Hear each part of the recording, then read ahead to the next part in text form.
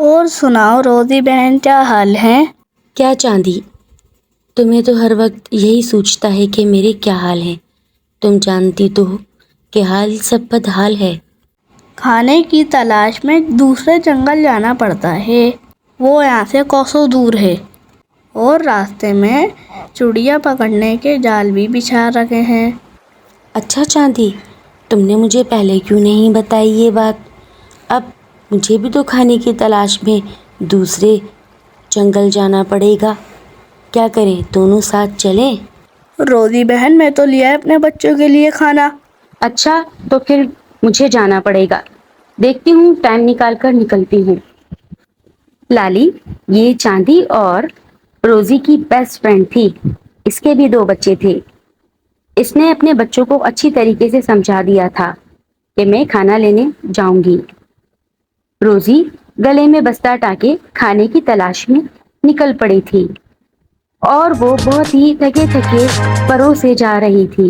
جنگل بہت دور تھا۔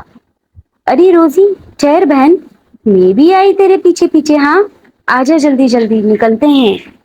سوکھے میں ہمیں بڑی پریشانی ہو جاتی ہے، پاس والے جنگل میں جانا پڑتا ہے۔ بہت دیر ہو گئی ہے، مما ابھی تک نہیں آئی ہیں۔ بھوک کے مارے تو میرا برا حال ہو رہا ہے۔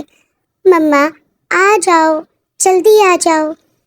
جب ہمارے جنگل میں سوکھا آتا ہے تو مما کو کھانے کے لیے ہمارے لیے بہت دور جانا پڑتا ہے۔ میں اللہ تعالیٰ جلدی جلدی بڑا ہو جاؤں اور اپنی مما کا خوب خیال رکھوں، اپنی مما کو اپنی آنکھوں سے بھی نہ دور ہونے دوں۔ ہمیں پتہ چلا ہے کہ پاس والے جنگل میں خوب جال بچھائے جا رہے ہیں۔ یا اللہ، میں آپ سے دعا کر رہا ہوں میری امی جلد از جلد خیریت سے گھر آ جائیں۔ کاش امی تم جلدی آ جاؤ۔ لالی کا بچہ بہت زیادہ پریشان ہو رہا تھا۔ اتنے میں لالی اپنے بچوں کے پاس آ گئی۔ مما مما، اللہ تیرا شکر، ہماری مما ہم سے ملی۔ چلو پیارے بچوں، مزے مزے سے دانا کھا لو، اور پھر میں آپ دونوں کو مزے مزے کی کہانی سناؤں گی۔ ہاں مما، کیوں نہیں، آج بھی ہمیں بہت مزے کی کہانی سنا کے سلانا۔ پھر ماں اور بچے کھانا کھانے میں مصروف ہو گئے۔ سنہری بھی تھک کر ایک گھر کے اوپر آ بیٹھی تھی، جہاں اس کی ماں نے چاندی سے بات کی تھی کہ پاس والے جنگل پر جال پھینک کر پرندے پکڑے جا رہے ہیں۔ سنہری وہاں شام ڈھلے اپنی ماں کا انتظار کر رہی تھی، کیونکہ وہ گھونسلہ خالی تھا، بارش ہو پڑی تھی۔ میں بھی کتنی زیادہ بے بس ہو گئی ہوں، مجھے نہیں پتا تھا کہ میں آج اس جال میں پھنس جاؤں گی۔ نہ جانے سنہری کس حال میں ہوگی، پتہ نہیں میں اس جال سے اب زندہ نکل سکوں گی یا مجھے بھی مار دیا جائے گا۔ اے اللہ، میری بیٹی کو ہمیشہ خوش رکھنا اور اپنی حفاظت میں رکھنا۔ روزی پریشان تھی اور رو رہی تھی۔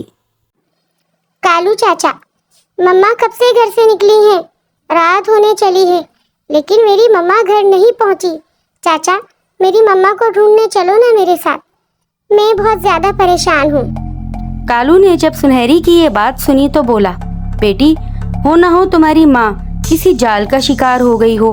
میں نے اسے سمجھایا بھی تھا کہ زمین پر اتر کر کوئی دانہ مت اٹھانا۔ میں تم سے یہی کہہ رہا ہوں کہ اب تم صبر کرو، تمہاری ماں کو لوٹنا ہوتا تو وہ آ جاتی۔ سنہری، میں نے تمہاری مما کو جال میں پھنسے دیکھا ہے۔ دیکھو سنہری، اب تمہیں اپنا دل بڑا کرنا ہوگا، کیونکہ تمہاری ماں اب واپس نہیں آئے گی، اور جہاں تک میرا خیال ہے اسے تو اب تک مار دیا گیا ہوگا۔ چاندی خالہ، میرے ساتھ چلیں۔ چاندی خالہ، میرے ساتھ چلیں، ہم اپنی ماں کو بچا کے لے کر آنا چاہتے ہیں، آپ پلیز میرے ساتھ چلیں نا۔ بیٹی میں چلتی، لیکن وہاں بہت سخت جال بچھے ہوئے ہیں۔ چاندی نے سنہری سے معذرت کر لی تھی، اور سنہری نے بولا کہ اب میں اکیلی ہی اپنی ماں کو ڈھونڈنے کے لیے نکلوں گی۔ وہ بیچاری راستوں کا اندازہ لگا رہی تھی کہ ماں یہاں سے گزری ہوگی۔ جہاں جہاں سے اس کی ماں گزری، وہ بھی تیز ہواؤں میں اڑتی اڑتی اپنی ماں کو ہر جگہ ڈھونڈ رہی تھی۔ ماں، مما، میری مما نہ جانے کہاں چلی گئی ہیں۔ اس کو پاس ہی پڑے ہوئے ایک جال دکھائی دیا۔ وہ جال خالی تھا۔ وہ نہ ہو میری مما کو اسی جگہ پر مارا ہو یا میری مما کو یہاں سے لے جایا گیا ہو۔